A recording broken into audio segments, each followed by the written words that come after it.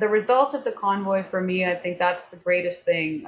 Those are the greatest things. It was the things that were exposed, the unintentionally, the banking system, the collusion between our government and the banking system, what they really think of us, the ineptitude, the absolute utter ineptitude of governments at all levels, the bureaucracy at our law enforcement agencies. I mean, it was a dog and pony show. The intel that they had, which was CBC reports, you saw it just got stuck in a loop, Yeah. So it exposed so much. And like you just said, it exposed what they really think about us.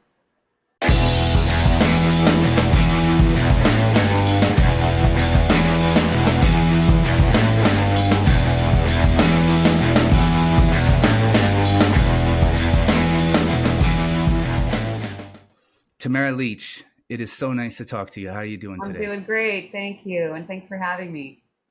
Oh, man. Well, I told you before we started, but I think this is a good way to start. Brave New Normal only exists because of you. I'm only doing this because of you. I was a writer for a very long time, wrote for a lot of different publications, and I quit just because of the censorship and my inability to get published anywhere when I was talking about things that actually mattered or speaking in a truthful way. Mm-hmm. And it was the convoy that reinvigorated me and made me want to do this again. I never, as people who watch this or listen to this frequently can tell, I'm not the best at articulating myself in the spoken word. I'm a writer. That's what I'll always be. But I just felt like it was absolutely necessary that, especially when it came to Canada, that, rational, semi-intelligent people had to step forward and start sharing their thoughts. Right. Mm-hmm. And so, Brave New Normal is the child of the Freedom Convoy. That's what it is. So Tamara, let's start with talking about the current situation. How are things going for you and where are you at both personally and in legal terms? Well, in legal terms, we're still going through the longest mischief trial of all time. We have, we've gotten the conviction, obviously, and we're waiting on the sentencing. Chris has got to go back to Ottawa for September 12th for the forfeiture hearing because they're trying to take his truck, as you probably well know. And then we go October the 7th for the actual sentence. And then I guess it's funny, we were trying to decide if we should fly or drive this morning, but we don't know when to book our return flight. So, I don't know, right? But I mean, it is what it is. This has been, it started off as a 16-day trial and it's morphed into, by October 7th will be 25 months, which is unheard of in mischief. I mean, that's usually a slap on the wrist or a fine or don't do it again. So, so it's been quite a journey and a real eye opener also into the judicial system in Canada. And personally, I'm doing great. I mean, you can't keep a good girl down. We've got lots of shows coming up and some really exciting things. So we're doing lots of music this summer, which is lots of fun. And that's awesome. That's awesome. So you're moving on with life despite everything that is being thrown at you right now. Yeah. Well, you really have to. I mean, I look at it as, it's up to me how I decide to react to all of this nonsense. And I don't feel like I'm a bitter person. And I mean, people might think I'm crazy, but in a lot of ways, I think, a lot of us are truly blessed for some of the experiences that we've had because we've got to meet so many great people on this journey and have some great experiences too, Yeah, absolutely. So let's, well, first I want to ask, what are you currently being charged with, Tamara? I have been convicted of mischief. Right, convicted of mischief. Yes. And that's it. That's the only that's the only crime you were convicted. That's the only crime I was convicted of. Yes, there was 6 charges against me. The mischief charge, the counseling to others to commit the offense of mischief, intimidation charges, and I think a disrupt or disobey court order or something like that. So I was acquitted of 2 charges. 2 of the other charges were stayed, and 3 of the other charges, I guess, were stayed. and then just convicted of the mischief charge. And then, of course, Chris has the mischief plus the disobey court order. So they are seeking 7 years for you as a on charges of mischief. Yes, which is still And something. they're seeking 8 years for Chris, which includes seizing his truck, which is a private asset owned by him, used as part of his business and the way that he earns a living. Yes. Yep, and they say it right in their documents that the reason that they want that truck is just to crush it because of what it symbolizes. And that's what I was going to say. It's more of a symbolic. See, I have a hard time. I've had a hard time with Canada recently in the last 10 or so years, but mostly the last 5 years, because what they're doing to you and Chris is very representative of what Canada as a whole has become. And when I say that, I mean mainstream Canadians, and what the Liberal government is. It's petty and spiteful and angry and hateful. And, whenever I talk about you on X or the Freedom Convoy comes up, there's always this sea of liberals who are just frothing at the mouth and want to see the worst happen to you and Capital Chris, and really punishment. anybody. There's people Right. there that wish we would be, given the death penalty. And what these people don't seem to understand is that the Freedom Convoy, if you want to talk about diversity, equity, and inclusion, it was the most DEI civil rights protest in history.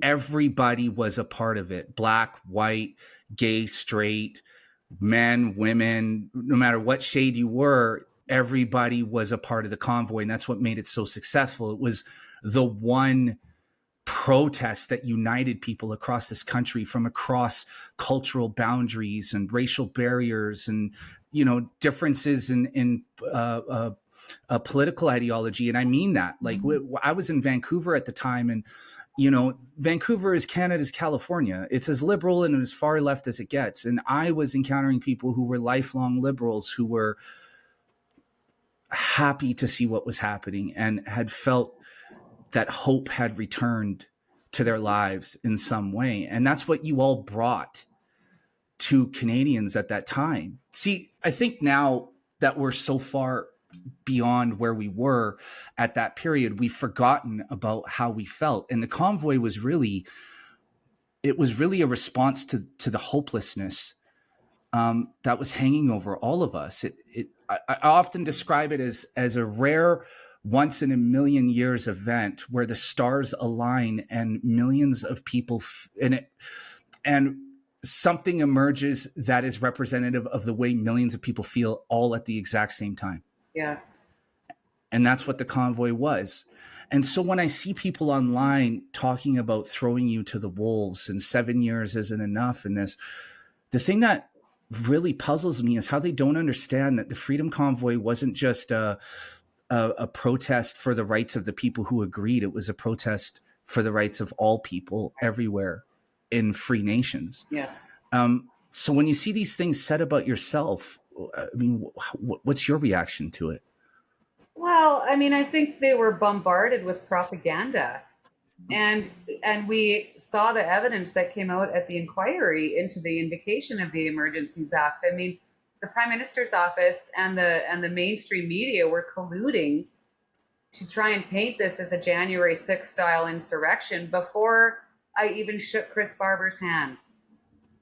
We have the text messages, this all came out. So, I think it's really sad that the mainstream media in Canada chose that. I mean, they had an opportunity with the Freedom Convoy to really unite, like truly unite so many people, all of us, behind our charter, basically. And instead they chose to, I guess, do what they're paid to do, which was to smear us and call us names and try and defame us and paint us as arsonists and rapists and insurrectionists. And obviously we're just regular, normal people, And I think that's what drives them so crazy. Yeah. I think that mainstream Canadians and you've seen this on a smaller level with, you know, people who are involved in creative arts, people who are involved in anything that's off the beaten path. Canadians are devoted worshippers of the status quo. Mainstream Canadians, again, people listening to this before my email box fills up, I'm not talking about you. Mm-hmm.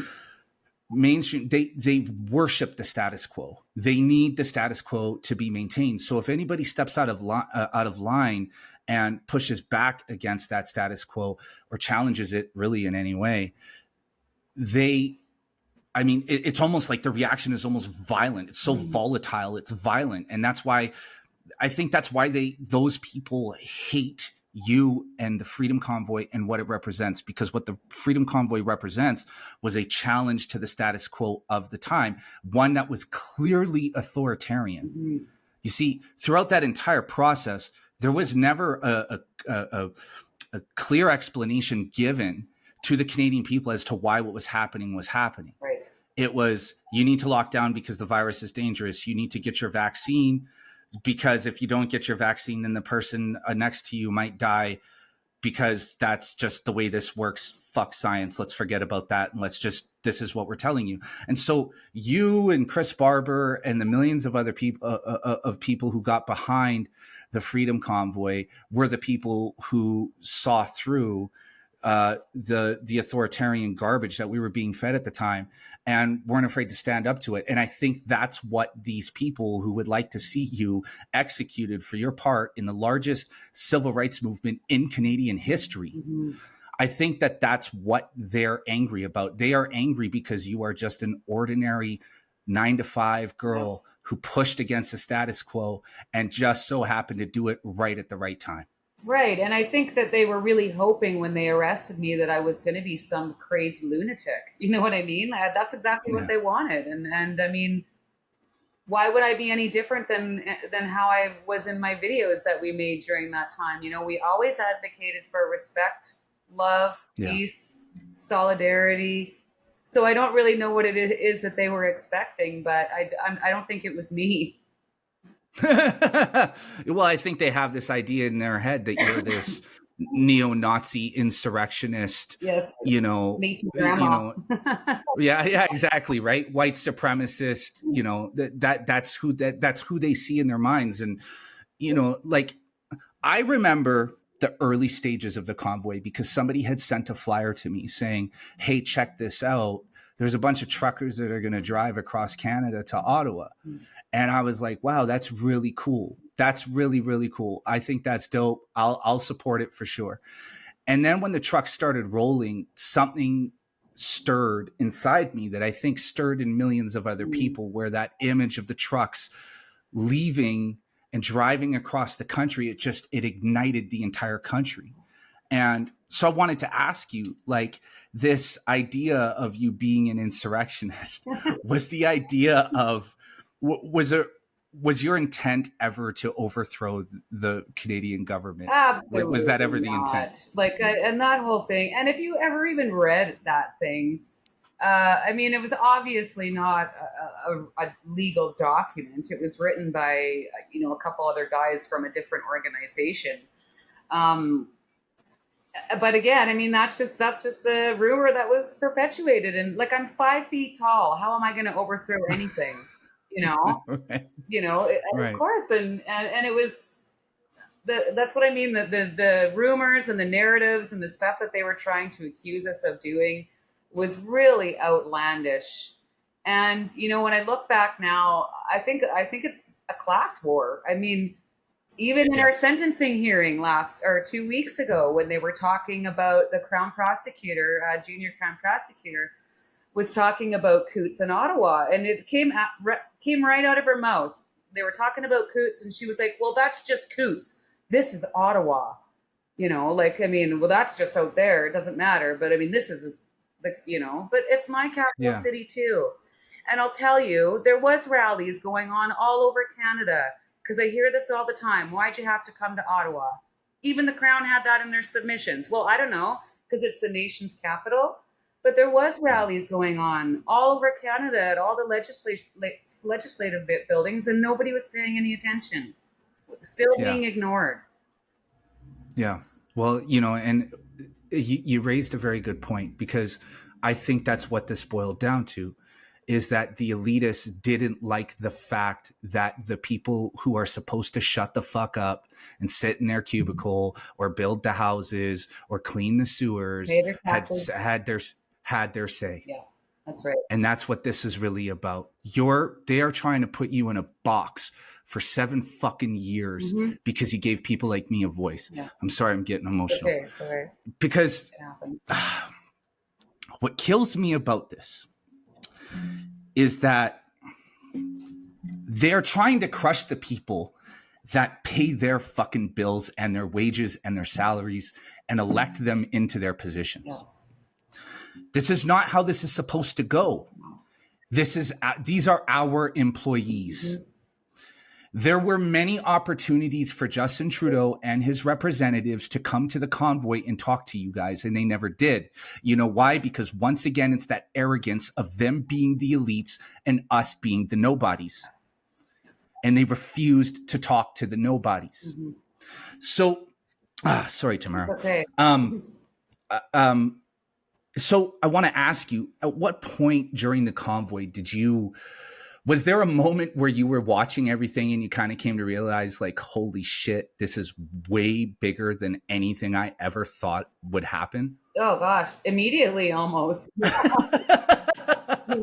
holy cow. I mean, once we set the GoFundMe up, I've told the story a million times, you've probably heard it, but I remember asking, well, what should I set the target at? And Chris was like, well, $200,000. And I laughed in his face. I'm like, $200,000? Are you crazy? That sounds completely outlandish. It's impossible. Never going to happen. I said, I'll set the target for $100,000. And I feel weird about that. Because in my mind, I literally thought maybe 20 grand at the most. But I mean, we blew past that in 24 hours. So, I mean, immediately as the donations started coming in and we had to start bumping it up, and the traffic that I was getting on the Facebook page. So, I mean, that's why I had to create a finance committee right away, because I knew this money had to be handled, professionally and properly and with the proper oversight. And just to have someone help me manage the messages and stuff that were coming in on the Facebook page. And then I had to create a separate page from the convoy just for the supporters, because there were so many people that had places for people to stay on the way or wanted to bring sandwiches or donate diesel fuel or DEF or any of that kind of stuff all along the way. So it was within the very first 24 hours that we could see that this was really taking off. But even in those early days, we could never have imagined what it was going to turn into. On the way to Ottawa, I would get a call from somebody on the finance committee saying, you got to bump it up another $1 million. Canadians were donating $1 million a day as we crossed Canada. Yeah. And that scared the hell out of those guys. I think that's one of the biggest things that did scare them. And I've said this, from day one, it was never even about the money, Jason. It was the statement behind the money. It was people that were so desperate, and, you, like you said earlier, they finally felt hope again. But I would even go a step further and say they finally felt humanity again. Because what was happening during the pandemic was they were trying to kill our humanity. And we're human beings. We need to have that social connection, So, I think that's really what that was. There was this feeling of humanity and caring about each other again and being cared about again and being seen. And loved and cared for. And so I mean, I think that's really what scared them the most was the statement behind the money, because it showed a lot of the support that we had. Yeah, and that's actually a really good a beautiful statement, because you're right. What it was a return of the thread that runs through all of us. That human spirit came back. Yes. And we had spent, especially in Canada under Trudeau, where it was just he questioned whether we should be tolerated. Right. Where he goes on television and says that we are racist and misogynists who shouldn't be tolerated. Right. And it's, when you're prime minister, look, I never voted for the guy. Mm-mm. I saw through him even, long before he was prime minister. But at the end of the day, you are our elected leader. Yeah. You represent all of us. Yes. But again, it just goes back to the arrogance of the elite class. And that's the way he views himself. I have not shared this story on the podcast at all because I just don't want to put this person on the spot. But I know a guy who is part of his security detail for 6 years. Mm. Do you know in those 6 years, this guy told me in those 6 years, Justin never looked at him once or even spoke to him. This is a guy who's supposed to jump in front of a fucking bullet for the guy. Right. Wow. Never a Christmas card, never a Merry Christmas, never have a great day, guys. Thanks for everything you do. Nothing. Wow. And that just lends to who he is as a person, and what we saw during that time was who he is and what he represents. Mm-hmm. Those Laurentian elites who turned militarized police on a bunch of protesters, thousands of people who had descended on Ottawa very obviously because they were standing up for something that they wholeheartedly believed in. And the way to see, I wrote this piece, and I'm sorry, Tamara, I'm kind of stealing the conversation, but I have so much to say to you. Yes. I wrote this piece about what could have been. Yes. And the thing about Justin Trudeau is, he's obviously a narcissist, very obviously low intelligence. I always called him like the Michael Scott of Canadian politics, mm-hmm. right? Like the manager who should have never been manager, right? And for a guy who loves publicity and loves his PR, he could have set up a beautiful shot on CBC of the trucks rolling into Ottawa and him standing on the steps of Parliament with the hair blowing through his wind blowing through his hair, and him walking, across to where the trucks are and shaking the hands and inviting the truckers in for some form of discussion. And honestly, the truth is, once you guys went in there, he probably wouldn't have even been in the room. They would have filled it with lawyers and had them run circles around you guys. But he would have got his photo up, and he would have looked like a good guy to the world who were watching at the time. But his narcissism and his arrogance and his elitist attitude wouldn't allow that to happen. So what ended up happening, what the Freedom Convoy did in a lot of ways, was it revealed to everybody who was watching who these people really are and who they are at a larger scale. Yes. Because it wasn't just the Canadian government. It was the United States. It was Britain. It was Germany. It was the Netherlands. It was us seeing who these elites really are. And how they're all connected via groups like the World Economic Forum. And that's what you guys provided for everybody. So I want to go back to the early days of the convoy really quickly, because I do have a question for you regarding the way the convoy was represented in the media, like early on, because we saw images of Confederate flags on the back of trucks, a masked man with a Nazi flag who just so happened to be photographed by Justin Trudeau's personal photographer in the Capitol. So once this negative press starts rolling, what's going through your mind at that time? Well, we needed to make sure that we got our message out. And that's why we did so many videos, to make sure that, once we recognize that we were being targeted, basically, with these smear campaigns, was to get our message out and do the videos and explain, like, we are just coming to peacefully protest. We just want to have a conversation. We're going to be peaceful. And if you're not going to be peaceful, then we don't come here. We don't want you here. And so it just became very important that we kept pushing that message out to kind of counter what they were trying to paint us as. And so it became, excuse me.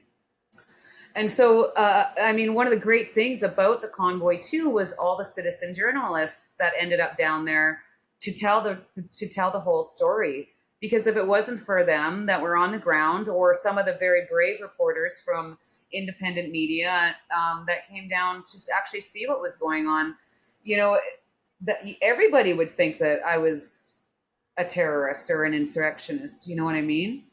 But yeah, the Chateau Laurier is where that flag was found, or a photograph was taken of it. And Alexa Lavoie actually did a very deep dive into that. Now, it's very convenient that nobody else on the ground saw that photo. It was taken from a place where the Rideau Canal there was a gate that was locked down there. So somebody had to let that photographer in.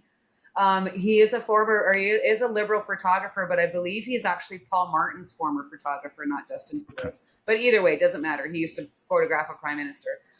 So somebody had to be let in down there, and then a photographer had to go in and get that shot.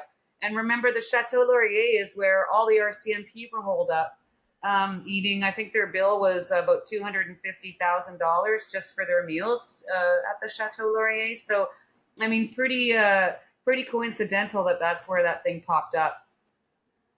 Yeah, interesting, right? I mean, how many neo-Nazis do you know that are staying at the Chateau Laurier? I don't. Do they have Exactly. conferences there? Yeah. Yeah. I know there was a So guy that was in the crowd that he had like a full face mask on and a Confederate flag. And you've probably seen the videos where the crowd just like pushed him out. They weren't rude. yeah, They just said, just get out of here. And then actually there was another truck there. I remember during the convoy, we saw a photo of that had a Confederate flag hanging off the back of it. And actually at the POEC, the gentleman who owned that truck showed up in like a white, with black pinstripe sort of Beetlejuice suit. He was a bit strange, but he admitted that was his flag, and he had it on there just because he liked the flag. But anyways, but no yeah, investigations were ever done into those ever. I mean, put it this way: the money that we raised and the donations that we raised has been investigated by CSIS, FinTrack, the Ottawa Police, the RCMP, the OPP, the the Government of Canada, the Government of Ontario, and God only knows who else. So all this investigation has gone into this money, but they can't tell you who that gentleman was that had that flag. yeah. Of course, because we know exactly who and what it was. Exactly. And so I have two questions here, but I'll start with the first. What do you make of the allegations, of you mismanaging the money? I mean, it's a great deal of money. And look, in your defense, this is what I'll say. Had I have been in your position, I wouldn't have known what to do in terms of managing that much money. And when you have, I mean, hundreds, if not thousands of trucks that require diesel, that require fixes, you have a truck that breaks down on the side of the road. The guy needs a new battery. Like, how are you allocating funds to people and making sure that where those funds are allocated is actually, that money is being spent where it should be spent, Yes. And then keeping track of receipts after. Like when you have $10 million and tens of thousands of people that you're looking after there, Yeah. right? Like it's no easy task. So what do you make of those allegations, Tamara? Well, there was no money that was mismanaged, and that's exactly why I created the finance committee, and so that no transactions could be made without the approval of the entire committee, obviously. I went so far even as to call the TD Bank and have them remove that account right from my access card so that I didn't even accidentally buy myself a Tim Hortons coffee with it. You know what I mean? Yeah. So I took a lot of steps to make sure that didn't happen. And it was seized almost immediately. So there couldn't have been any mismanaged funds. And again, that was a daunting task before that all got frozen, because we had to figure out as a committee how we were going to allocate these funds, who was going to get these funds. I mean, you got to think, someone that's driving from Vancouver Island is going to have different expenses than someone that drove up from Peterborough. So the finance committee that I had some fantastic bookkeepers on had to come up with these calculations on how that was going to work. And then we also had to, because then of course by this time, like, people are just getting a hold of us, emailing us for money. So that's when we came up with the registration forms that had to be filled out and signed. So like the road captains would get the form, go get the truck drivers to fill them all out. And then we came up with the code of conduct to put on the back of that form to ensure compliance with maintaining peace, maintaining order, respecting the rule of law, and just keeping it peaceful. So those registration forms turned into also, the code of conduct had to be signed. So that's, but I mean, it was, looking pretty daunting, when you have access to, or not access, but when all that money was coming in, especially knowing that, once you start talking about millions of dollars, their lawyers are coming after it, which is exactly what is happening. And I had one more point to make. I lost my train of thought there. But no, we took every step possible to make sure that the whole process was going to be transparent and open. We needed to make sure that the truckers were protected in that case. We needed to make sure that the donors were protected, and also that I was protected. My name was on that GoFundMe. So it was very daunting, and we had to have a meeting and a vote as a group to decide, because obviously when we were talking, it wasn't going to cost us millions of dollars for food, fuel, and rooms, or whatever was needed out there for those guys. So we, as a group, decided whatever was left over, we wanted to donate to a veterans organization of some sort. So Yeah. I mean, I was listening to you throughout it because the of course the subject of the money came up, which bothered me because it's like, who fucking cares about the money? Look at what's happening. It's like, who cares? You know what I mean? Like I broke my credit card donating to the convoy. Like when they took the GoFundMe, and I say took because that's what they did. They stole that money. And you guys launched the Give, Send, Go. I think I was within the first 100 or so people who donated to it because I was watching everything so closely and so intently. I mean, in my house, it was 24-hour convoy watch. I mean, even when we went to bed, we left the streams on, just in case anything happened, or to just be able to follow it, if I got up in the middle of the night to go pee or something, because that's how important it was in my household, and my wife's not a political person at all in any sense. I'm the guy who's always screaming about politics in my house.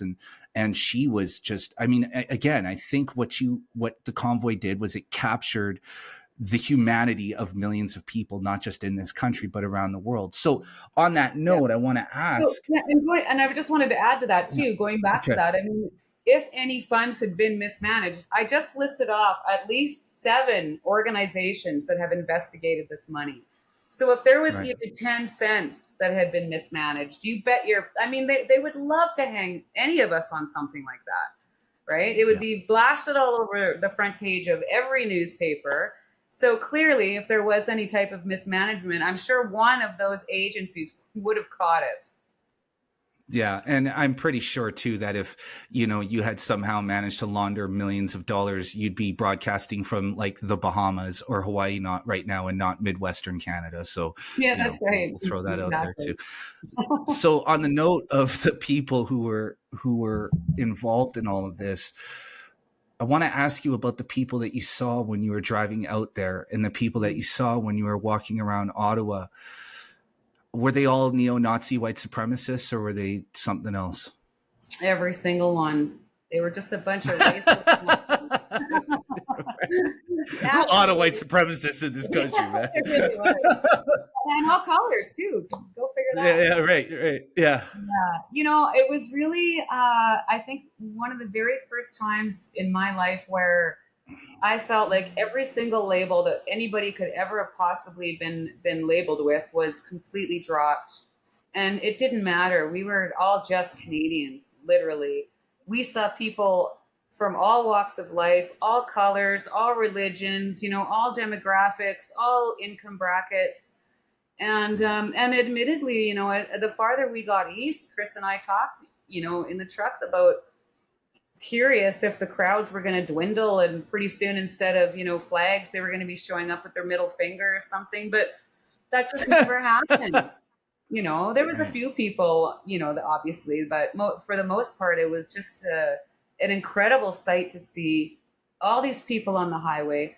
As a matter of fact, like when we were coming through southern Alberta and Saskatchewan, I found this out after, the Hutterites from some colonies down here. So we're even talking back roads. Like they'd come to the back roads at the intersection of the number 1 highway.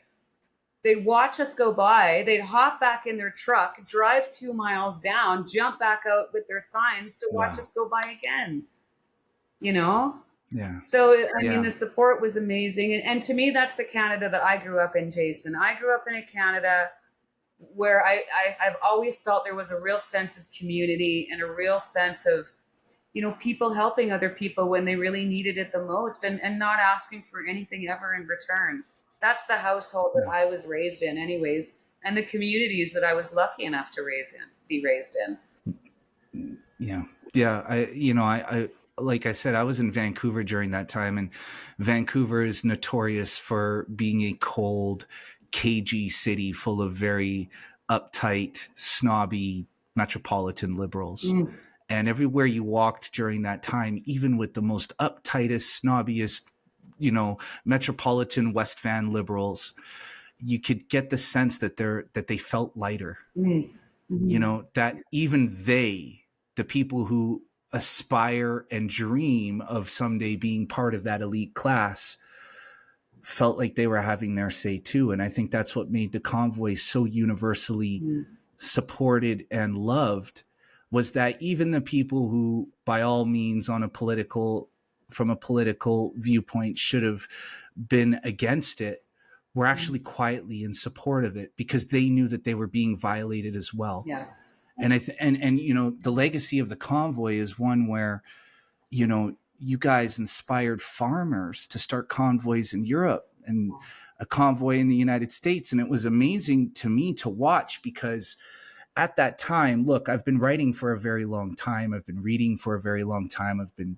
diving into the dark corners of the world for most of my life. And what I saw arriving in our country was something that I don't think most people understood, that it is something so dark and so dangerous and so anti-human that we were drifting into the abyss. And those trucks came, and it was like weird, because it was like, wow, this is so perfectly Canadian. Wasn't it? These blue collar men and women hitting the road to give it to the elites. And I think that's why all of us united behind it. And now, in the aftermath of it, we saw people lose have their bank accounts frozen, have their assets frozen. I mean, just my own personal story, my name was on the list, or my email, my personal email address, the one that I use for like my mom, was tied to my PayPal account. And it's the one that I used to donate. And it was on that one of the lists that hit the internet. Wow. So when they started freezing people's bank accounts, I drove around in a panic for like 3 fucking days trying to get my money out of ATM machines, because my bank wouldn't let me take it all out at the same time. Of course not. And yeah. And so, it was, I've said this many times, and I'll say this to you. I think the Freedom Convoy was a symptom of something bigger that's coming if they don't change. The convoy was a nonviolent, peaceful protest led by yourself and Chris. There were other people involved, but yourself and Chris were the de facto leaders, and you guys were perfect for that role, because neither one of you are abrasive, aggressive, or violent people. And I think that's what kept the tone of the convoy where it was at. And I think once they crushed it with militarized police, that's what turned the I don't know the word I'm looking for here, but that's what turned people against the Canadian government and Justin Trudeau in the long run. But I think when this thing returns, which I think it will, if nothing changes, I don't believe it will be the same thing next time. And that's what I get afraid of. That's my real true fear, is that actual chaos is going to arrive, and none of us are going to know what to deal with it, how to deal with it. Right. And so, Tamara, in the aftermath of this, I mean, in the days after people's bank accounts were frozen, assets were taken, militarized police rolled in, started crushing heads. What's going through your mind as the dust begins to settle? Like, where were you at mentally after all of this? I was in solitary confinement when all that went down. Excuse me. And how? So yeah, because I had already been picked up, so I wasn't down there when they came in with the jackboots and shot Canadians with rubber bullets and tear gas and ran over them with their heavy horses and beat them with the butts of their rifles. But I remember my sister, I had called her because I was let out of my cell for 20 minutes a day, and that was to shower and make phone calls if I could, or watch the TV. And I remember talking to my sister, and she had told me about what was going on down there. And this was shortly after it had became known that Candace Ciro, she's the lady that was trampled, that she'd been trampled. And so honestly, in my head, the way that she was talking, I sort of had this kind of, Warzone image in my head. Um, Basically, like things that I used to watch on TV that happened in third world countries. And sure enough, of course, when I got home from jail by mid March, I finally had a chance to sit down on the couch and go over some of the YouTube footage that was taken from that day. And I just sobbed like a baby for 2 days. I mean, everything that I had imagined in my head was true. It looked like a war zone. I never thought in my lifetime I would see, Canadians getting shot with rubber bullets or pushed around or tossed around, beating our veterans. I mean, this is just stuff that don't happen in Canada. Yeah. They don't happen Yeah. here. Yeah. And I thought, God works in mysterious ways. And I thought that the image of that elderly Indigenous woman was exactly symbolic of what the Trudeau Liberals, or the image of that elderly Indigenous woman being trampled was exactly symbolic of what the Trudeau Liberals were and still are. Yeah. Yes, and ironically, it was one of the clan mothers that had came with us in the convoy, Nolene. She also sat on our finance committee. She told me prior to all this stuff happening, of course, that the Freedom Convoy to her was the closest thing that she's ever seen to actual reconciliation in her lifetime, which is quite a profound and powerful statement. She's a Dene clan mother from the Northwest Territories, in her late 60s or mid 60s. So, she's seen a lot. So for her to make that type of statement and then have the jackboots come in and run over, one of our Indigenous elders like that it was crushing. But you're right, it was very symbolic, not just of how they're treating our First Nations, but how they're treating the rest of us. And that's another thing that Nolene said. She said, what they're doing to you guys right now, i.e., talking about the pandemic and the suspension of our charter rights, she said that's exactly what they did to us. They're just coming after the rest of you guys now. So we had a lot of support from some of the Indigenous communities because they recognize that. Yeah. Well, I mean, as somebody, so my mother is Plains Cree Indian. My grandfather and other family members went through the residential school system. You're Métis. I'm sure you have members of your family that went through the system too.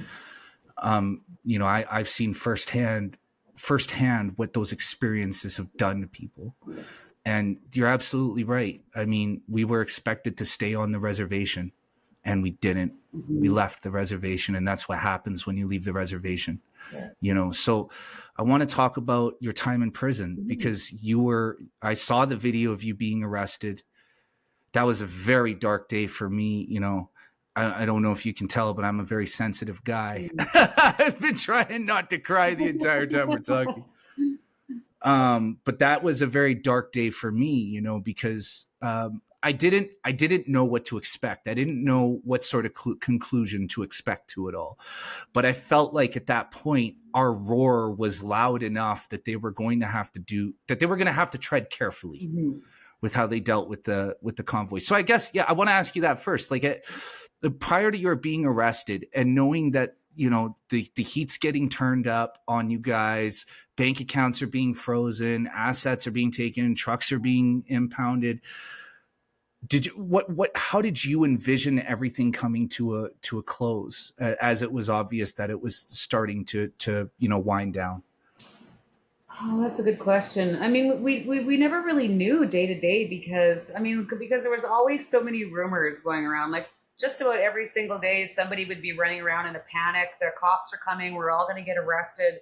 And this is starting from day one. So, I mean, we definitely had to use our discernment skills, and thank God for like some people like Danny Beaufort that were knowledgeable, intelligent, could see through a lot of this stuff, and put some of those rumors to rest. So we never really knew what to expect. After the invocation of the Emergencies Act, obviously, a lot of our people left, and we encouraged them to leave. Yeah. just to get out of there, because some of, our road captains, one of our road captains, for example, had, her daughter with her. So obviously we didn't know what was coming. But what we did know is that, shortly after we arrived in Ottawa, there was, small pockets of, a couple of cops standing around doing nothing. And then the city of Ottawa issued their state of emergency. And so those pockets of cops that were standing around, those numbers, then a few more cops were standing around doing nothing. And then the province did their state of emergency. So basically, I just watched with each of these steps is the number of police that were standing around because they had nothing to do. Yeah. They had nothing to do. I mean, Yeah. hockey games and bouncy castles and hot tubs of hate. Like, what were they going to do? We were, Right. and this is the thing. It was so insulting to our intelligence. And, we're all mature adults down there. We can police ourselves. We're obviously never came there to rape and pillage and burn down apartment buildings and desecrate anything. So we didn't really know what to expect even after they invoked the Emergencies Act, because we just watched the buildup of the police and the police and the police, and nothing had really seemed to be happening. So it was really hard to know. Yeah, that's kind of, so I want to ask you this. I had talked to people who were there, and I've heard a few people tell me that some of the police who were there appeared to not be Canadian. That they some of them didn't appear to speak English. Did you see any of that? Was any of that apparent to you? No, like there was rumors, of course, at North Bay there is a United Nations maintenance hangar. And so we knew that there was 2 planes there. I don't know when they got there, but we'd heard that. I don't think that was true. The rumor was that the UN had landed some planes there and brought in some of their own soldiers. I don't particularly think that's true.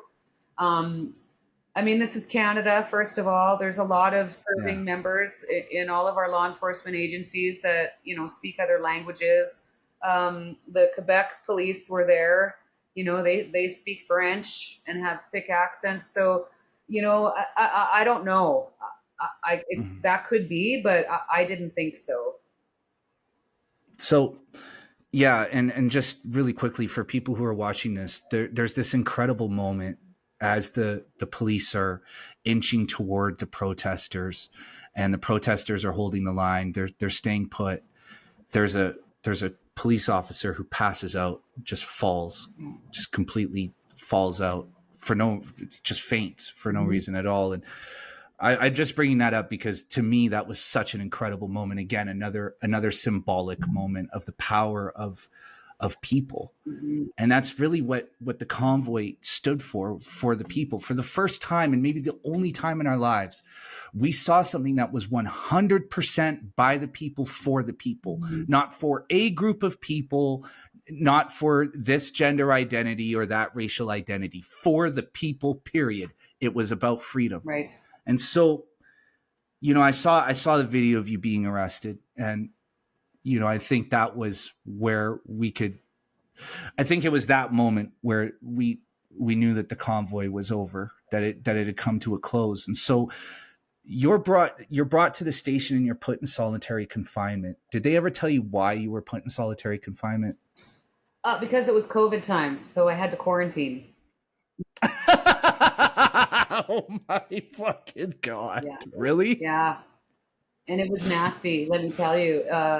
The place where they had the dungeon, I called it, and it used to be the men's portion of the jail. I guess maybe for maximum security or something. I don't really know. But anyways, So we go down there. I get taken down there, and it was gross. It was dirty. It was disgusting. The graffiti that was on the wall. I spent 2 days with a little teeny bar of soap like you'd get in a hotel room, and the towel that they gave me, and just cleaned as much of that off of my walls as I possibly could, because I just thought, well, if I'm going to be here for a while, I'm going to make this place my own, right?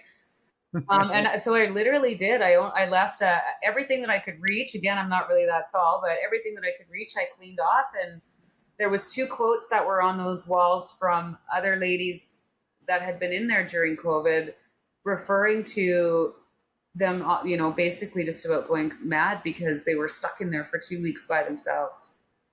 And that was the Oh, first time when I read them. The first one, it was something like the first 2 weeks of quarantine are the hardest. Something like hang in there, brighter days are coming.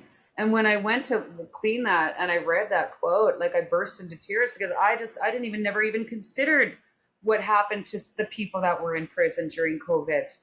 What a yeah. shit show. It was a shit show when I was in there, Yeah. like, and the policy, like one day, I couldn't go into this cell block because of the policy, but the next day they're overcrowded. So the policy goes out the window. Like, Yeah. it was just ridiculous. But it was, I prayed a lot. I did a lot of meditation. I remember I kept track with my pencil on my bunk bed each day that I was in salt, because you can lose your days in there easy. I get it. Yeah. And then I wrote out the words to O Canada, and I drew the flag, and I signed my name. Beautiful. That's beautiful. So, so, I get the COVID angle, but in your case, I think maybe there was a little bit of added motivation to put you in a solitary confinement to try to torture you a little bit. Mm. Um, They don't know how me very long? How well. many? Well, yeah, apparently not. So I'm from Saskatchewan. I can handle jail. I yeah, grew up in not Saskatchewan, man. yeah. So how many days were you in solitary confinement? Only for about 4 or 5 days, just the first week, and then they moved me up to cell block, and I was in there. Well, the first time I was in jail, I was in there for 18 days. So I spent about a week and a half or 2 weeks, I think, in cell block, and then the rest of it I went into dorms. And how long were you in prison for during that stretch? The 18 days, yeah, the full 18 Yeah, days. 18 Yeah, days. yeah, 18 yeah. days. 18 days. And then they released you. Yes. And so what happens upon your release from prison? I mean, you're in jail, you get let out, obviously you go home. What's your homecoming like after that crazy Hmm. adventure? Well, it was both very lovely and also very anxiety filled because, of course, the Crown Prosecutor that was on our case at the beginning of this was, we'll just say, he described himself as very passionate about this case. And now imagine that word coming out of a Crown Prosecutor's mouth. Right. Anyways, I mean, this is a guy that tried me, he tried to keep me in jail tried to throw me back in jail over a pendant. So Are you serious? serious. So, anyways, I had talked with my lawyer at the time as we were traveling back because there was a group in Medicine Hat that wanted to meet me on the highway and they have welcome home and flags and everything. And my lawyer was really worried about any type of Canadian flags there at all, because this guy just wanted me in jail so bad. So, I mean, when we got into Medicine Hat, of course, on the service road, there was a lovely group of people there with balloons and signs and flags and hugs, and it was really a beautiful, beautiful welcome, of course. But I didn't stay too long because my lawyer was just really worried that even showing up, me not even having a flag or holding a sign, just being present, that this guy would try to throw me back in jail over that. Do you think? I mean, this is kind of an obvious question here, but do you think he was put on your case for that specific reason because he was so passionate about the convoy issue? I don't know. Maybe, perhaps. Interestingly enough, I found out he usually prosecutes hate crimes. Oh, there it is. Well, since you're a white supremacist neo-Nazi, That's right. Yeah, that's right. just hand in glove. So you get home and, life. I mean, I don't know what normal can be after what you accomplished. I mean, you must have spent a couple of months reflecting and kind of going back over the journey. Well, I took about a week off and then I went straight back to work. And I'm not really one for sitting around too long, Jason. Right. So yeah, I mean, I think I took about a week off, and then I was ready to go back to work, and I just kind of wanted to get back and get settled, and see my family, and um, but I mean, even still, it was really weird to go back after my experience, back into my office job at an oil and gas services company, and be making purchase orders, and ordering this and doing that, and it just seemed, and I loved my job, and it was a great company, and I worked with some great people, and they supported me 100%. But it was still a bit, it was still a bit different. I don't want to say that it was emptier, but I just felt like maybe there was more I could be doing. I don't know. No, I've experienced this myself. It's that once you partake in something that has like an uh extreme depth and yeah, and brings meaning to so many people, going back to the simple day-to-day routine is nearly impossible, because you existed for a period with an extreme sense of meaning and purpose. And so once you have to go back to just, the regular pulling the levers, pushing the buttons, it's there is an emptiness to Yeah, it. Yeah. it's just different. It was different. Yeah. Yeah. So after that, I mean, Tamara, you got to be one of the most recognizable people in this country. I mean, just everywhere you go, I'm sure you get recognized, right? What in the years since the Freedom Convoy has life been like for you? Do you get people running up to you on the street and trying to talk to you? All Do the you get time. All the do you time. experience, yeah, and so what are the common, what are the common sentiments that are shared with you when people talk to you? Well, first of all, it's still weird for me that people know who I am and recognize my face. Obviously, that's never what this was ever about. And I mean, it is weird to be recognized, but 99.9% of the time, I still have people that come up and cry on my shoulder, Yeah. that are so full of gratitude at law enforcement, former and like serving in former law enforcement. People come up to me all the time to say thank you. So many people are still, Keith Wilson said it very succinctly, because I said, I don't know why these people, they're still crying. And he said, because I think he said when they see you and Chris or others that they associate with the Freedom Convoy, it takes them back to that place of darkness, but that hope that they felt, when all that stuff started. And honestly, I think now it's mostly, ironically, it's mostly men that get very emotional when they meet me. And I honestly think it's because people don't realize how small I am. I'm like 5 feet tall, 112 pounds, Yeah. and I think in some cases, in where men are concerned, I'm not assuming, but I think in some cases they feel maybe a little bit of guilt, that I'm in that situation. Do you know what I mean? I don't know if Yeah, that makes maybe a sense, but little. that's just kind of, I'll just speak to for me, because you are my hero. I have mm, very few heroes in thank life, you. and I think what it is, it's just that you are us. Mm, That you're the chick that I would smoke a cigarette, out behind the office with and shoot the shit with, or right. have a sandwich in the lunchroom, or you know, Totally. go to the bar with. You know what I mean? And so I think that's why we get so emotional, is because because we relate to you so deeply on such a profound level. I mean, I know I do, Mhm. and this is my first time ever speaking to you in Right. person. We've texted and things, but um, it's just like during the convoy, like when you first emerged, I said to myself, there's no more perfect person to be leading this Mm, thing, because you look like all of us. right. Just the feel of you, the your vibe, your energy is ours. You represent us perfectly. And I think that's what people, both yourself and Chris, Mhm.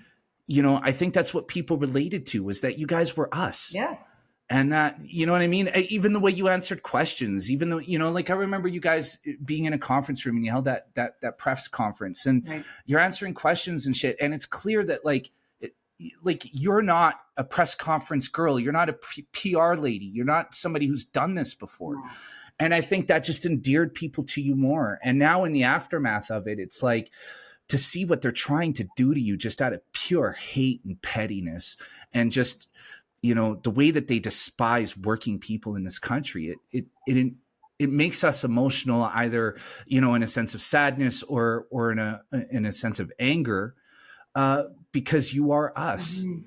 You represent who we are. And that's like, for me, like, I've been following the trial, and, I talked to Matthew Horwood about it. I've been following other people's coverage, and, it's like, they are really going after you, man. They are trying to nail you to the fucking wall. Now, myself personally, I don't think they'll be able to. Mm-hmm.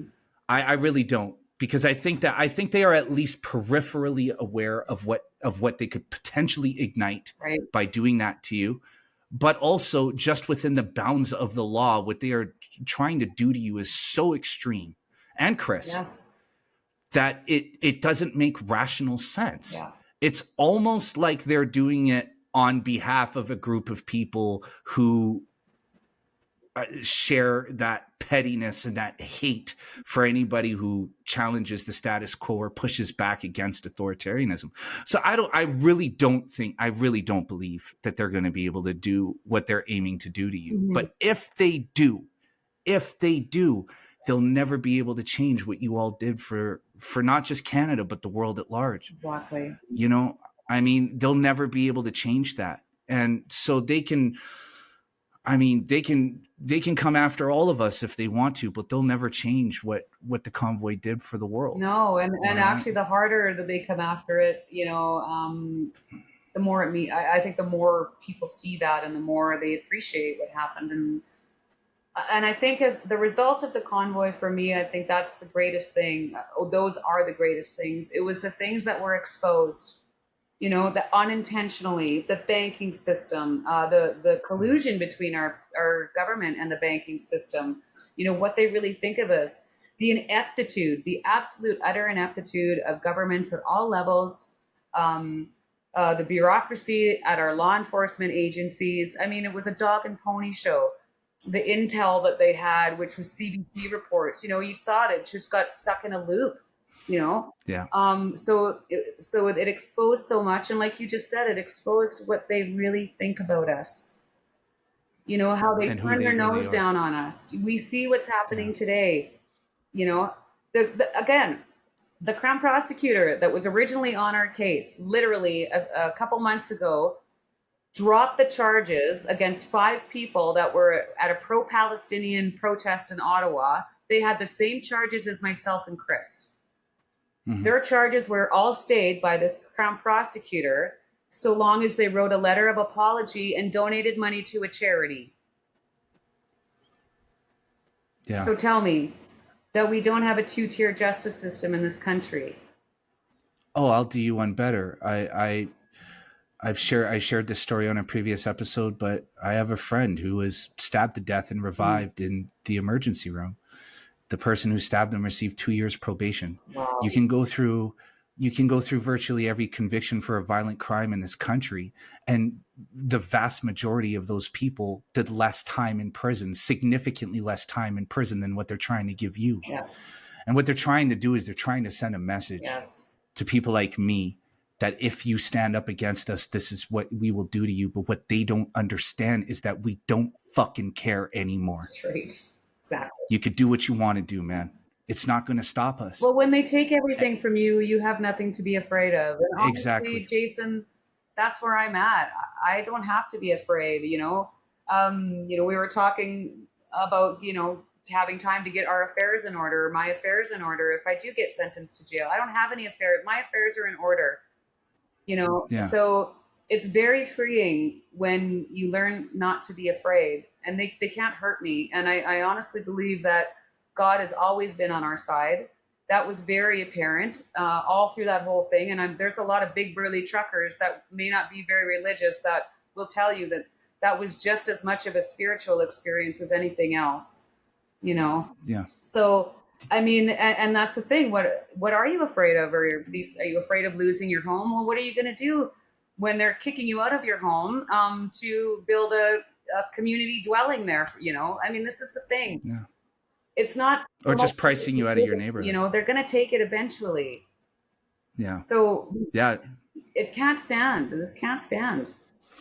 No. And look, what I saw with COVID that freaked me out was that they were beta testing a lot of different things. Like the lockdowns were beta tests for 15-minute cities. The vaccine passports were beta tests for digital IDs and central bank digital currencies. I mean, I don't think people remember this, but businesses stopped accepting cash at that during that period because they're afraid the virus would be on the cash and the coins, which is ridiculous. But it was all designed to see how Western societies, or just societies in general, would adapt and adopt these new protocols.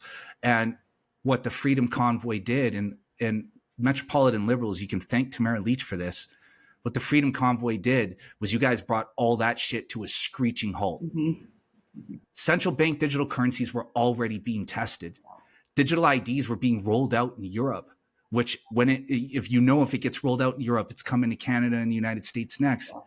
Even in the US right now, they have Palantir building a nationwide digital surveillance system, a nationwide digital system, right? Do you know why there's no talk about that here in Canada right now? Because the Freedom Convoy ended that conversation. Now it'll come back. Yeah. They'll try to bring it back, but the Freedom Convoy bought us time. Mm-hmm. And so if you don't like being a slave to your government or an open air prisoner, then you have Tamara Lich, Chris Barber, and the Freedom Convoy to thank for that, because that's where we were going. And I saw that. And that's, there are so many areas of the Freedom Convoy that you can discuss, both, the cultural, political, societal impacts. But this one, I think, was the biggest. And it's the one that people aren't even aware of. They don't even know. Right. Yes. Yeah. So yeah, I agree. I did want to ask you a little bit about the trial, and I know you can't really talk about it a lot. Mm-hmm. So we'll kind of graze over it, especially considering that your sentencing is coming, and I don't want to do anything to kind of sway any opinions or mm-hmm. sentences you may receive. But through the course of this trial, what's the impression you got as you're sitting there listening to the way that you're being represented in court? Well, I mean, as somebody that has never gone through this whole process before, it was really strange to be sitting in a room, where there's, 4 people literally sitting in that room whose job is to completely try and discredit you and twist your words and make you out to be a liar or some sort of horrible person. It's hard to sit through sometimes, Yeah. And especially when I know it's not true. And so many people, know that it's not true. And for them to paint it, and it's also really hard to listen to them paint the whole convoy in such a way. I totally understand that there was residents in Ottawa that were afraid or felt threatened or were terrorized. However, that happened before we even got there.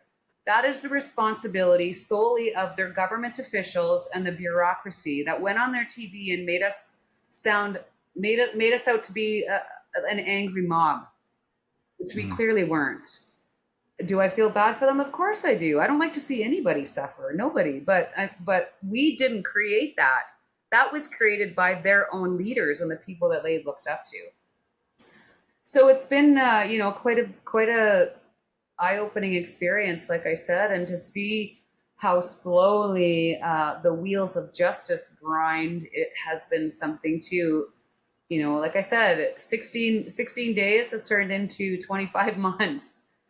Yeah. So there's obviously some serious problems here with our judicial system, especially when, in order to prosecute this case, they've thrown out so many violent cases of violent crimes, sexual assaults, rapes. So it's crazy to see that they're coming after people just like you said. We're just regular people. There's nothing special about us. There isn't. But no, to see them coming after us like this, when literally all we asked for was a conversation. A phone call, and this whole thing could have been completely different. But honestly, I don't think that's the way they wanted it. And And you could see that in all the ways that they were trying to constantly provoke the truckers down, that were at the convoy. It was constant. We're going to take your food. We're going to take your firewood. We're going to seize your fuel. We're going to take your pets. Now we're going to take your kids. It was constant. And every time they do something, the jerry cans were a prime example. All of a sudden they were, going to go after everyone that was bringing in fuel. And pretty soon everyone in Ottawa bought a jerry can and showed up down there. That's Canadian. Yeah. Those are the kind of things that, that happen. We have a great sense of humor. Yeah. Well, what struck me and really warmed my heart was to see that it appeared everybody who was on the ground at the protest understood what was on the line. Yes. And therefore were on their best behavior. I read reports that Ottawa was cleaner during the convoy than it had ever been. It was. And that the homeless people who typically froze in the winter had places to stay and food to eat and were being fed by the protesters. If anything, overdose deaths downtown Ottawa. There were no overdose. I heard a story about a trucker actually that saved someone that was having an overdose with his kit. Crime went down. Crime went down in Ottawa, and the streets were clean. I mean, even myself, I would go outside of the hotel because there was no smoking cans or anything, and clean up all the cigarette butts on the ground, because I didn't want anybody to have any single reason, even a single cigarette butt, to complain about us, right? So, and everyone that was there was alive to that, and how they're going to try and paint us, and really they went above and beyond to be on their best behavior. They really did. Yeah, and I mean, it could be argued that the Freedom Convoy improved Ottawa. Mm-hmm. And, and for our American listeners, Ottawa is Canada's capital city, and it's very comparable to Washington, D.C. And if you've ever been in D.C., D.C. is a shithole. Mm-hmm. And Ottawa typically is awash in homeless people and drug addicts and crime and just a lot of, unsavory things. And it's getting worse. And it's getting worse. And the convoy during that period where you guys arrived, you were feeding people. And it was just, I think you nailed it. It was just a resurrection of our common humanity. Yes, it was. And I think that's what inspired people. So, I mean, it's what inspired me, because I was perfectly happy just fading into nothing. And, as soon as I was able to leave the country and move my family to some tropical island in the South Pacific. And the only thing that turned me around, and the only reason I'm in Canada today, is because of what you guys did. And so, Tamara, I guess in closing, last question I want to ask you is, now that this has all been settled, the Crown, and I say the Crown because it's the British monarchy that was prosecuting you. Now that this has all been settled and you're awaiting sentencing, where is your mind and how are your spirits during this time?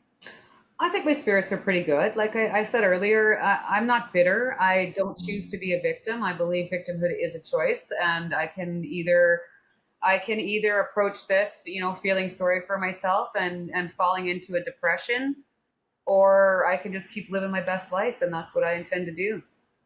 We'll see. Everything happens for a reason. And even when I was arrested, Jason, you've probably heard me say this before, but I recognized it immediately, that it was thy will, not my will. And even when I was arrested, I was like, okay, you're obviously, you've exposed so much. You've used this to expose so much. You're obviously not done with me yet. And I'm okay with that. I'm okay with that. Yeah. I mean, I don't have any anxiety, and they don't scare me. They shouldn't, but you are a much more understanding person than I, because I see what they're doing to you, and I see that, and I know why they're doing it to you. And it's the why that really infuriates me. To see, this is why it has to happen this way. And it was just like the convoy that opened so many people's eyes to, it was like pulling the curtain back on Wizard of Oz, remember? And how they're treating us now, all of us that are going through this legal process. This is what people need to see, because this is the real Canada. it isn't, sunny ways and sunshine and rainbows like they always try to make it sound. We have some serious Yeah. problems here. We have politicians that stop caring about their own people. We have a prime minister who, in my opinion, was parachuted in. He hadn't even lived here. He has no relationship with Canadians. Do you think he's here to give a shit about you or me? Western politics is literally just turning into an opportunity for somebody with connections to come in and have access to the taxpayer's purse. That's it. They don't care about their people anymore. We see it happening in all of these Commonwealth countries. And so people say to me all the time, Jason, I'm sorry this is happening. And I say, I appreciate that, but I don't want you to be sorry because this is what you need to see. Don't look away. Holy shit. That's the way to end it. Tamara, one final question. Did anybody from the Trudeau PMO or the Carney PMO reach out to you to talk to you about anything whatsoever, to try to find some sort of middle ground or gain a better understanding of No. where you were coming from at the time? No. No, and they won't. What we've seen typically happen, obviously, throughout this whole thing is they just keep digging their heels in a little bit deeper and a little bit deeper and a little bit deeper. And I Yeah. think acknowledging any of us, they would have to acknowledge that maybe they made some mistakes too, and they don't think like that. Even though I'm sure they know how massively they have screwed up. And let's face it, every single decision that Justin Trudeau and all those people in Ottawa made from day one of the convoy was the wrong one. And even what they're doing to us now. I mean, they're making us famous. It's not me and Chris Barber or Pat King or any of those people that are doing this. If I'll tell you, because if we would have went to court this last time and they would have just left it at a 2-year sentence, I bet you anything, maybe 2 people from the media would have shown up there and a handful of the usual reporters. But right before they dropped this written submission asking for these ridiculous sentences, and it turned into a circus.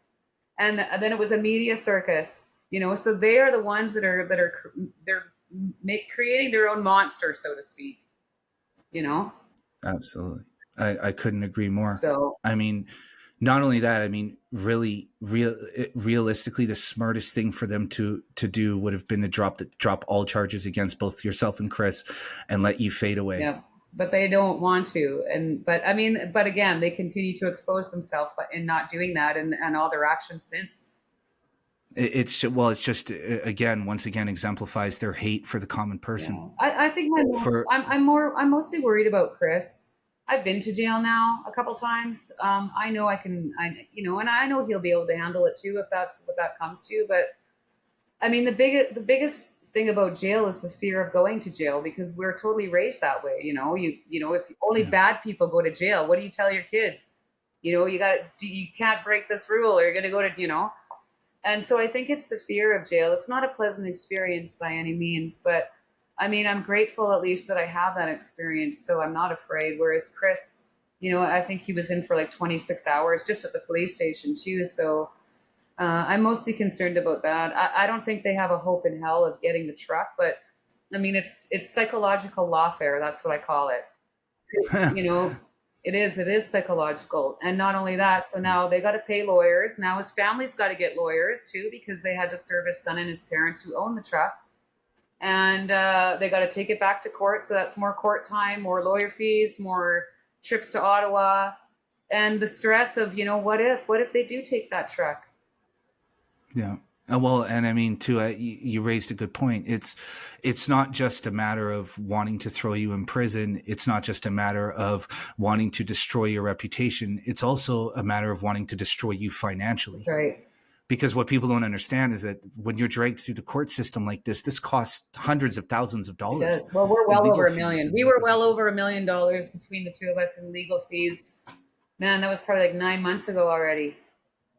Wow. And the Crown at that time, the prosecution was over 10. So I would say they're probably 12 to 13 million just on the prosecution by now. So how is Chris doing? I think he's doing good. Yeah. He usually has a great attitude. He's kind of like me too. He takes it as it comes. I mean, we both have our days, obviously, where, we just got to put our phones down and walk away. But I'm really proud of him. He's such a great friend. I knew Yeah. the minute I first called him and I talked to him on the phone that we were going to get along just fine, and that he had some great leadership qualities. And you Yeah. know, I'm just so proud of how he's handled himself through this whole thing too. You know, we're all just Yeah. out here trying to do our best, really.